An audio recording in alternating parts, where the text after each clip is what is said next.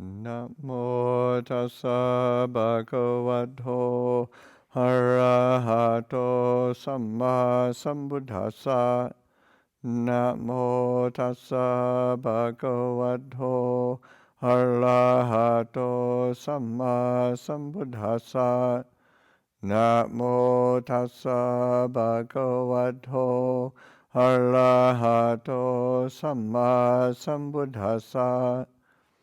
Buddhang dhammang sanghang namasami.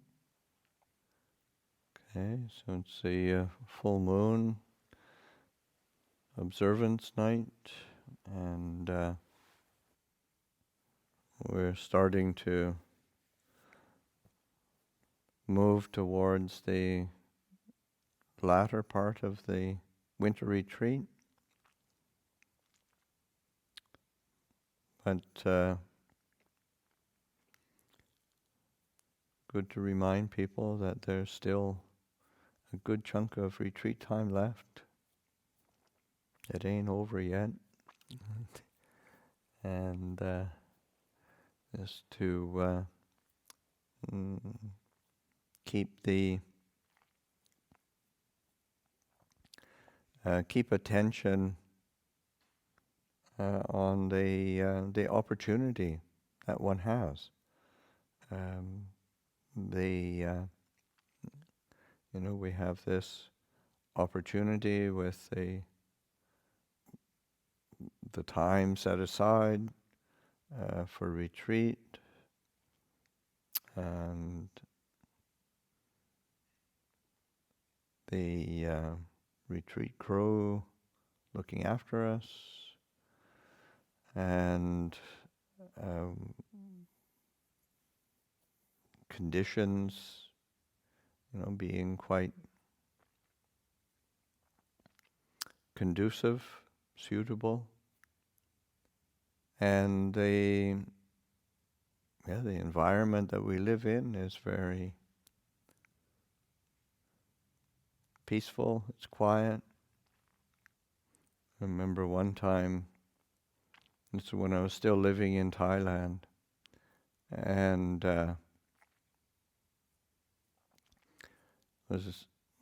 I'd spent the rains retreat out at a small branch monastery that I'd established along the border of Laos and Pujamkom, and it's a very natural environment, very simple, very quiet. And remember asking one of the monks after we'd been similar, getting closer to the end of the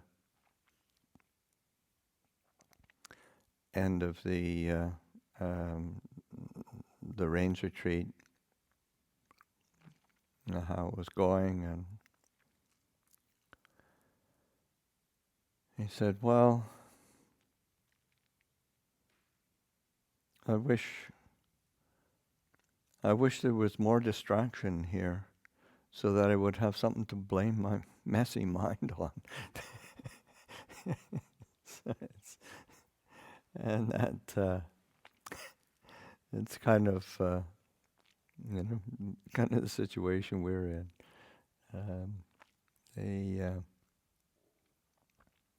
It is giving oneself the opportunity and the time to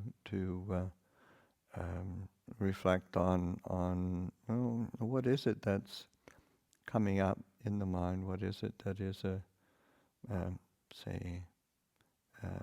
obstacle or a hindrance? And this is what the Buddha points to, the 5 hindrances as a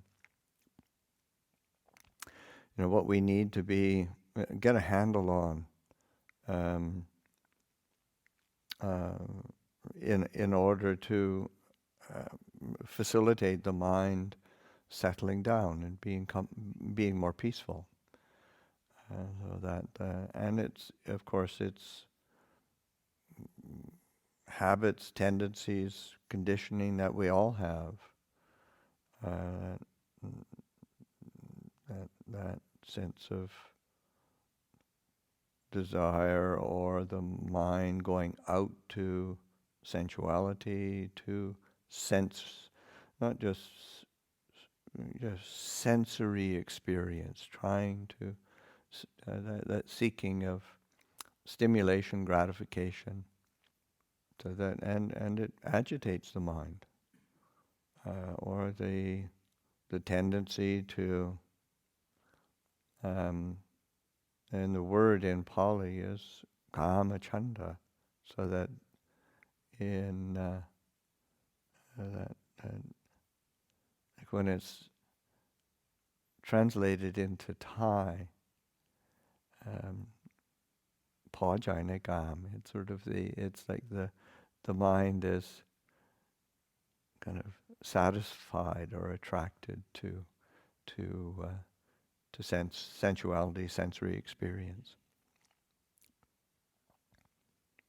And second one of Vayabhada, the irritation, ill will, aversion. There's that negativity. The mind gets swept up in negativity, and it agitates the mind. It's unsettling, and especially, well, I guess both of those, that kind of attraction and aversion. The habit is to put the blame on external things, and but not look closely at at that quite natural tendency towards attraction and aversion, that negativity, irritation, aversion. It's a way. It's just a habit pattern of how we relate to the world around us, but it's sort of, of course, it's welling up from inside, and that's why we can't really control the world around us to make it so that it is pleasing to us all the time, or is neutral, or is it doesn't ever impinge. That's the nature of having senses, is that we that's their function, is to receive the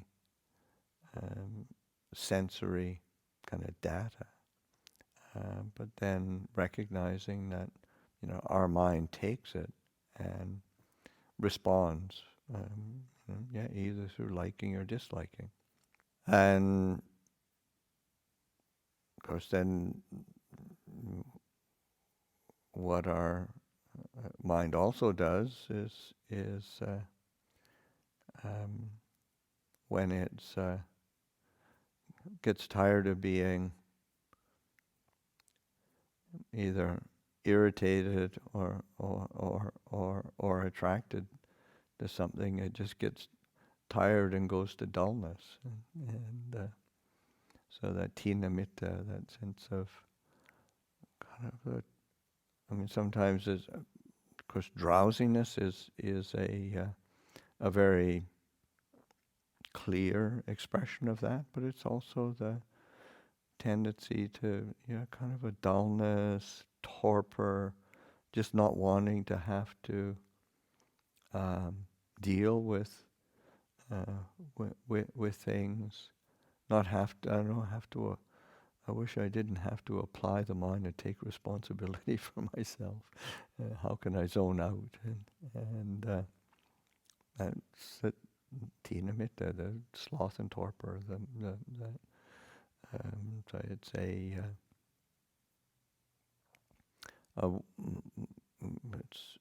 it's kind of one of the. All of these are ways that we cope with suffering, and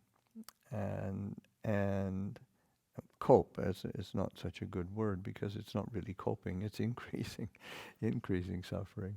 But it is it's a response that is habitual in the human realm. And of course, the Buddha pointed it out over 2,500 years ago, and um, human beings are still doing the same old thing.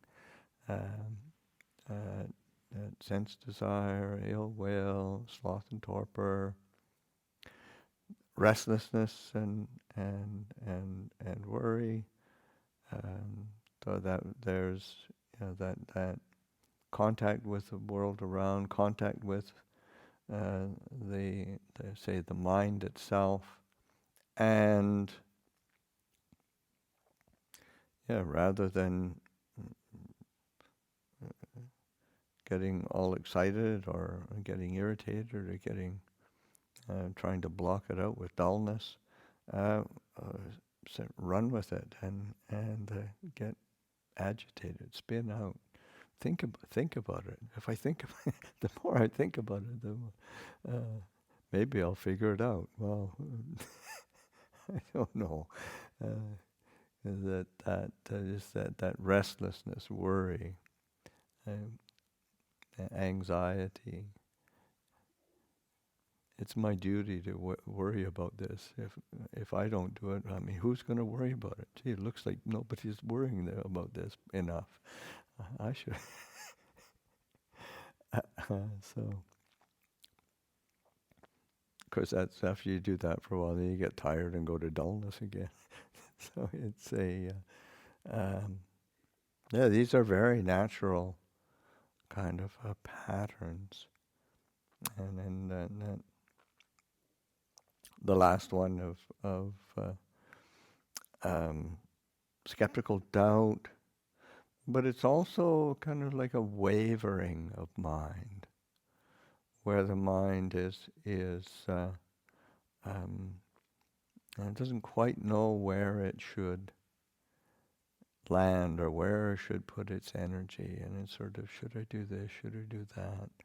Is this right? Is this wrong? What about? What if it's not quite right? So that this doubt and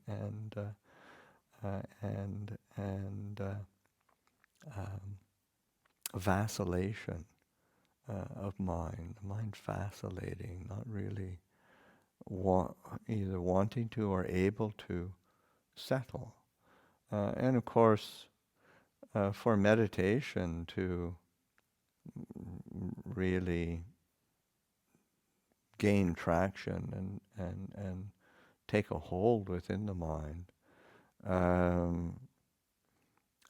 one has to commit to it, and one has to actually relinquish or give up these habits. It doesn't matter how much logic and rationality one has invested in these different patterns. They create suffering. They're an expression of suffering. The very kind of act of or investing in that sense desire, ill will, torpor, worry, doubt, that in itself is an expression of suffering. I mean, the root of it, that's stimulating, is suffering, but then it's how it's expressed. So that to be able to see that more clearly, and of course that's where it's really helpful to be. One is reflecting from the place of the Four Noble Truths and reckon, oh, this is suffering, and what is what's its origin, what's its root, what's its cause, and for all of them, again, there's a good reason, where something looks pleasant, looks looks attractive, yeah, why not go for it? But then you have the feeling after is just one of it doesn't really satisfy. Um, and similarly with aversion and ill will, and all of them. It all seems like a say an appropriate strategy to deal with whatever dukkha it is, but it doesn't lead to peace. It doesn't lead to stillness. It doesn't lead to the heart being composed and content within itself. So it's important to see it for what it is, and but it's also helpful to, like the way that the Buddha frames it. He doesn't. He points it out. So this is painful. This is suffering, but it's also points to the kind of the natural response. If we respond to it by relinquishing and letting go, or countering it with something that undermines, say like just say with ill will and aversion, countering it with loving kindness, with say sloth and torpor, with a perception of light, brightening the mind. But with all of them, it's as we find the tools and work with the tools to overcome them, what we experience is well-being and happiness. And the images that the Buddha gives of, say, like one who relinquishes um,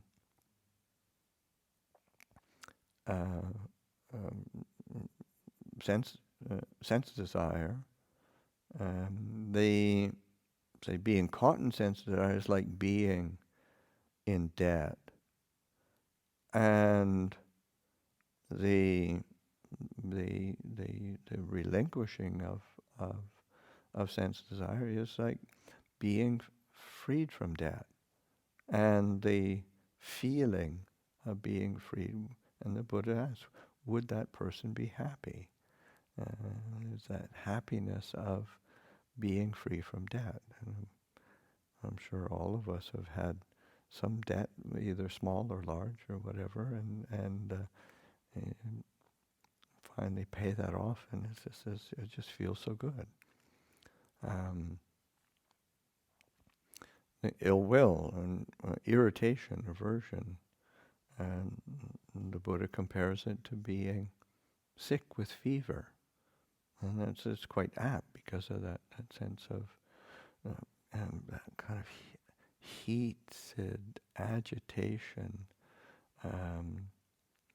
oppression of being ill and being ill with fever. And when that fever breaks, or when that illness goes away, then the feeling of one's health returning, the feeling of coolness when fever breaks, and it feels really good.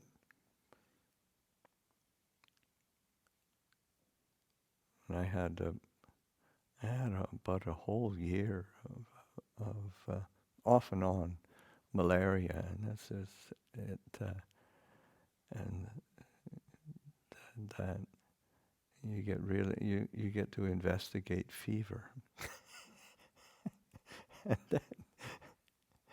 and I feel so good when it breaks and it's gone away. And that feeling of relief. And it's what the heart feels. There's a lot of happiness when one is able to just not respond out of negativity and aversion. The heart is buoyed. And it's a happiness. Sloth and torpor, drowsiness. The Buddha compares it to being in jail, being in prison.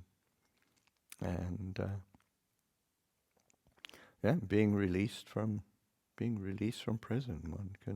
One can go where one wants. There's a sense of happiness and a sense of, especially a sense of freedom. Kind of that oppression, closed in, being stuck in incarceration. And of course, with sloth and torpor, we incarcerate our hearts in dullness, and to be able to get that space and brightness of heart is really it leads to a lot of happiness.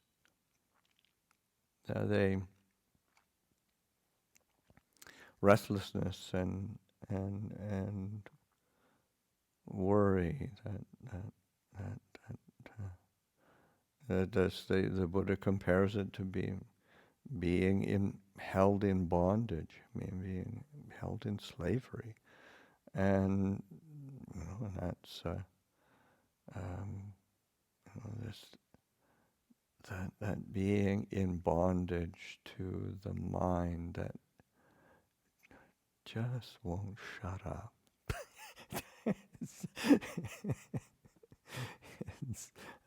It's really painful. And we've all experienced that, and so that too. But just sort of seeing that for what it is, and because you can't just you can't shout it down. You've got to apply some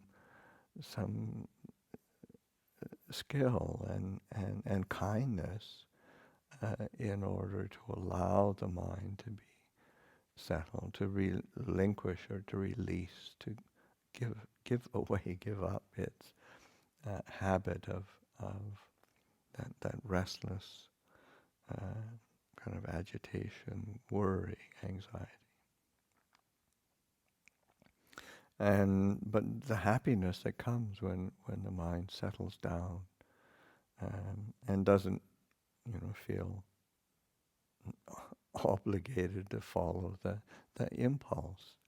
It's just a tremendous happiness. The mind is very light. And similarly with doubt, that sense of the mind constantly doubting itself, vacillating. Should I do it? Should I not do it? What about this? What about that? And what if I get it? What if I get it wrong? I want to get everything right. Well, what is right? And it's just doubt, and the Buddha compares it to, say, like a merchant or a person who is on a journey in a wilderness area, and being able to, that is dangerous, and being able to pass through that wilderness area and to reach their destination safely with all of their goods and possessions intact, and everything have gone smoothly, and there's the happiness. So that the working with these 5 hindrances. Sometimes we can be say lift this up as a contemplation in meditation, and then we can be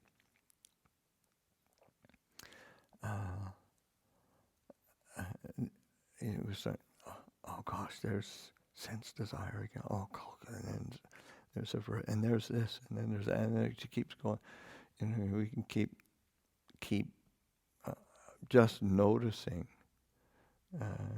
any kind of inclination to a hindrance, and forget to pay attention to when there isn't any. If we were really consumed by multiple hindrance attacks all the time, we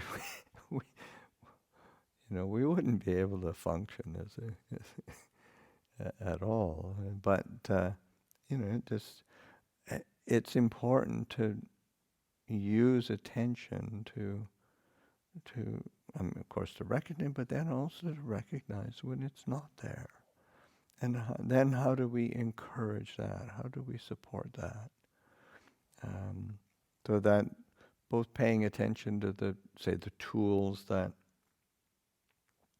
help to settle the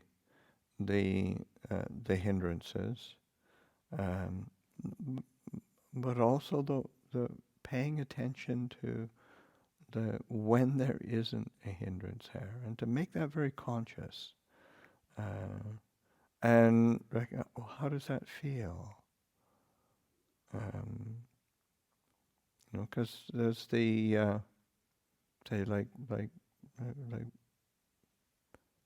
say just as sense desire. That's the first one, and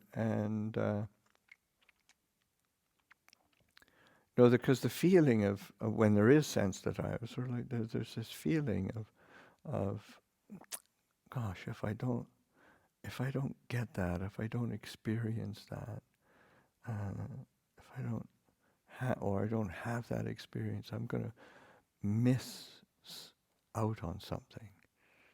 That's what the function of desire is. It's just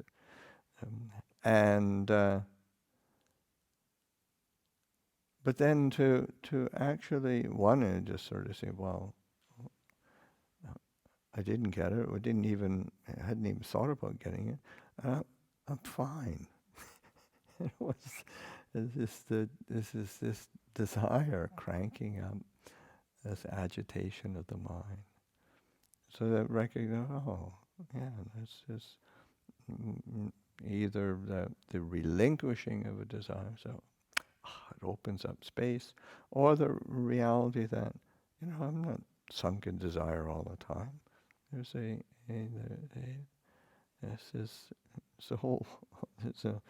there's a whole world out there, and there's a whole world in here to experience, and there's just making these clear, but then allowing the hindrances to settle into abeyance, and recognize that's what fosters a strengthening of mindfulness. Of course, it works both ways. It's the strengthening of mindfulness helps the hindrances, but then also just that conscious relinquishing, conscious settling allows mindfulness to step forward, to be noticed. So that you're paying attention to the hindrances, paying attention to the cessation of the hindrances. And again, it's important to recognize that when we say cessation, like in the Buddha's sense of, say, nirodha, both in terms of say dukkha nirodha, or the cessation of the hindrances. It's also one of a primary definition of that is not just ending or making something cease, but also a non-arising. So that realizing, there's a non-arising. It is not there, and so that in itself, that non-arising of that movement of mind, and so that we can dwell in stillness, and dwell in awareness, dwell in that spacious quality of the mind. So just experimenting with what is it that helps to facilitate that. And of course, and that's where the meditation object is really helpful, because they tend to be neutral objects, more or less. I mean, and particularly, say, the most common object in Buddhist practice, and what I tend to sort of encourage or teach, mindfulness of breathing. Just coming back to the breath. There's a and there's a neutral quality to the breath, but as we bring attention to it and allow the breath to settle into both a rhythm that soothes and settles the body, and settles and composes the heart. And there's just the breath coming in, the breath going. One is willing to just be present and just be the knowing, be the awareness that is alert and attentive, not trying to glom onto it and force the mind to be present, but just content with the breath coming in, the breath going out. There's awareness, there's alertness, there's a presence, and so there's an ease and well-being that settles and pervades through this whole body-mind complex. And this, that, and then recognizing, okay, there's kind of a habit, an old habit of going to one or other of the hindrances, and just to create some space around that, allow it to settle. As it settles, then pay attention to its non-arising, and allowing that quality of awareness, of attention, of the knowing to just be there. Because that's like, as in a reading that Ajahn Kurundamo said of Ajahn Chah, sort of saying, that is this fundamental nature of the mind. It's this fundamental knowing, awareness. It's already there. We cover it over. We complicate it. We do all sorts of things, but we can return to that quality of awareness, and that is kind of deeply satisfying, and there's a well-being there, a happiness that is not just gratification or getting what one wants or keeping the mind stimulated in some way. It is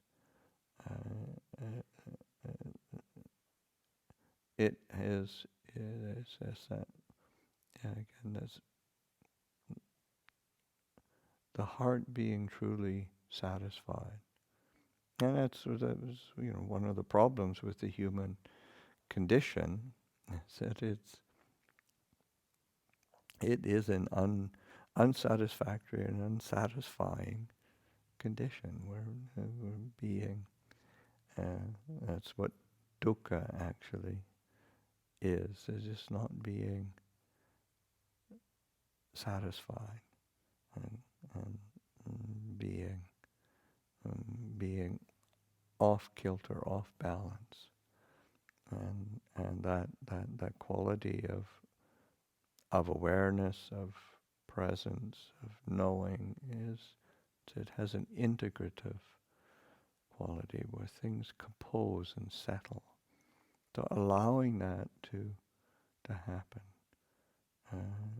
facilitating that process, so that in order to do that, one does have to recognize, well, what are the obstacles? What are the hindrances to that?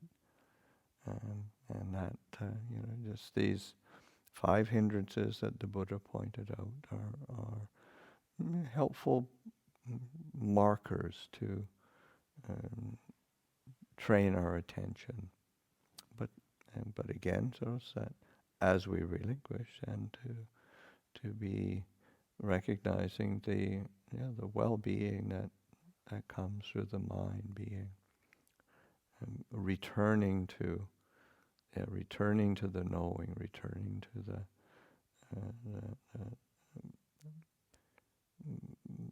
this quality of a Buddha, being the one who knows, being awake,